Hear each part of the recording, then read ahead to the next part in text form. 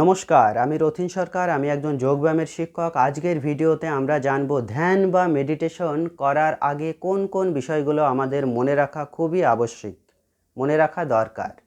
তো খুবই একটি ইম্পর্টেন্ট ভিডিও হতে চলেছে, তাই ভিডিওটির প্রথম থেকে শেষ পর্যন্ত দেখুন। ভিডিওটা যদি ভালো লাগে তাহলে অবশ্যই চ্যানেলটিকে সাবস্ক্রাইব করবেন আর ভিডিওটাকে শেয়ার করবেন।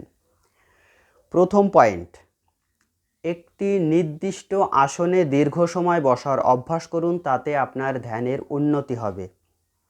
দ্বিতীয় পয়েন্ট, একটি নির্দিষ্ট সময়ে ধ্যান বা মেডিটেশন করার অভ্যাস করুন।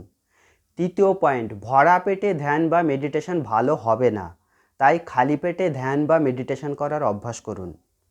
চতুর্থ পয়েন্ট, যে স্থানটিতে আপনি মেডিটেশন বা ধ্যান করবেন সেই স্থানটি যেন শান্ত হয়।